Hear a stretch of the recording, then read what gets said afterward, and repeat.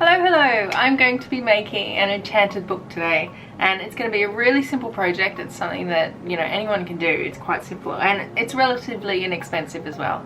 So I'm not going to be doing traditional bookbinding with this. I'm just going to be using a simpler method, and there's a lot of reasons for that. The first one being I haven't ever made a book before, which I would like to do, so give this video a thumbs up if you'd like to see that.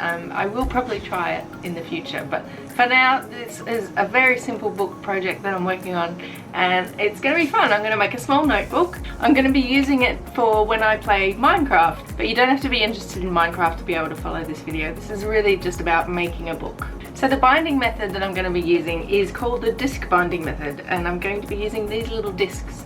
They are fantastic if you ask me. I don't know why people don't use them more often, and I'll show you how to make it, and I'll give you all the materials. I'll list them in the description below. So this is the disc, and you get like quite a few of them in a pack. I think you get about 11, and that's how much you can use on like an A4 sheet of paper, but I'm going to be doing mine in an A5 size, a bit smaller, so I won't be using them all. So in order to use these discs, you will actually need a special hole punch. I've got one here. It's quite a beast. It's a Levenger brand, which is actually quite expensive, but you can get cheaper ones. And you can see on the front here, this is the shape of the hole that it's going to cut.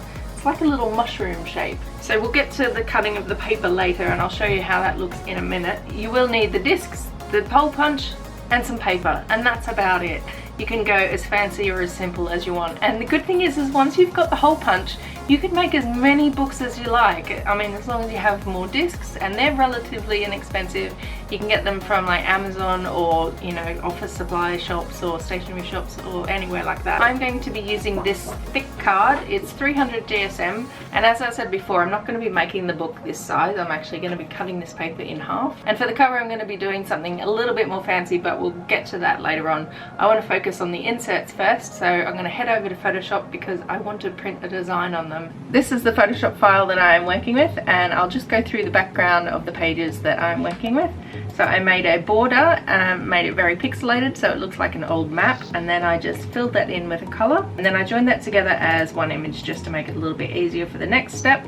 I used clipping masks to put a paper texture over the top of them, and I did 2 of those on there, and I just offset them a little bit so that you couldn't see the repeated pattern quite as much. And then I did a full color with a little bit of a glow to it, like an inner glow, just to create a little bit of a vignette effect. And then I just put a slight color over the top just to give it the color that I want. So then obviously I copied that design over and then just laid them out, and this file is set up so that it will print on an A4 sheet of paper. I have a potions layer here which I have already started on, so if I turn that on you can see I've just got a title there which is all pixelated, and then there's some ingredients for potions in Minecraft.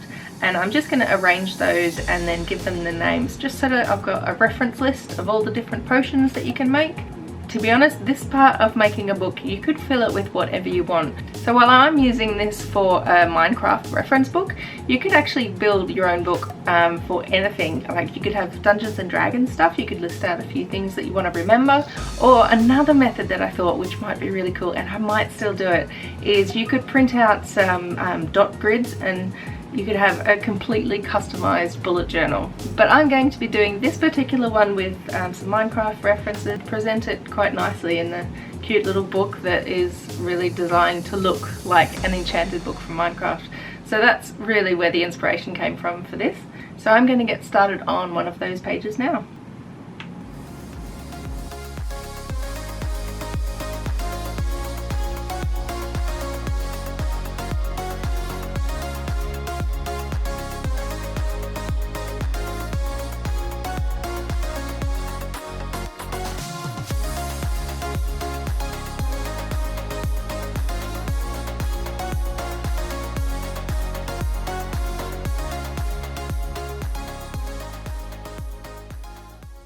Alrighty, I have finished the printing part of this. I've got a stack of paper this much, so it's going to be quite a thin enchanted book, but I think it's still going to be okay.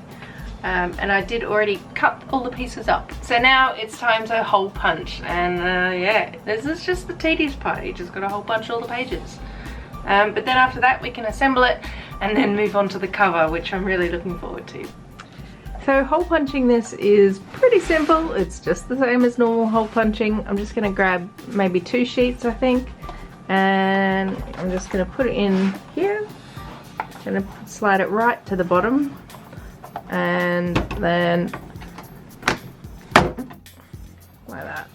So you can see that the hole shape that it's punched is those little mushroom shapes. So if I take one of these discs, you just slide it in like that, and that is how it's going to hold together. And obviously you put all the rings up the side, and that's basically how you assemble the book.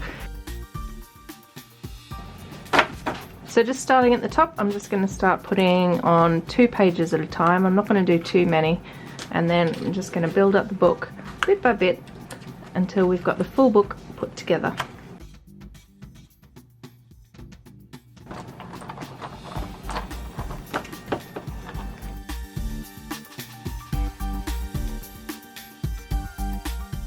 Once you get to this stage, you're actually pretty much done and you've got a book. It's really as simple as that. But if you wanted to put a cover on it, you could hole punch some thick cardboard or thin plastic, put 1 piece on each side. I'm going to go 1 step further and make a cover that goes around the discs, kind of like a traditional dust jacket on a book. So I ordered some faux leather, and I've got a couple of pieces here. Now unfortunately they come in A4 size, so if I was to go and wrap it around like this, you can see that it doesn't actually cover it completely. So I'm going to need to join them together, and I have been experimenting with that. I've got a few ideas. I started with glue, but this fabric glue just wasn't holding it, it just wasn't working. So then I moved on to the contact adhesive, and that actually had a really bad reaction to the material, and you can see there it's all blistered and horrible. So that's not going to work, even though it did hold it quite well. So I was going to sew it again. I don't know why, but I had trouble like sewing it. Look, all this like mess here. I suppose I could have spent some time trying to figure out why my stupid sewing machine was doing that, but I found another option which is going to work really well. I'm going to be using press studs to hold it together. I'm really happy with the idea because I think it's going to add an extra bit of like decoration to the outside as well. So I'm going to get started on that. I'm going to cut up the pieces for it and get it all laid out, and then I'll show you how to actually apply studs to it, and then I'll show you all the inserts that I've got printed out, and I'll show you the final result.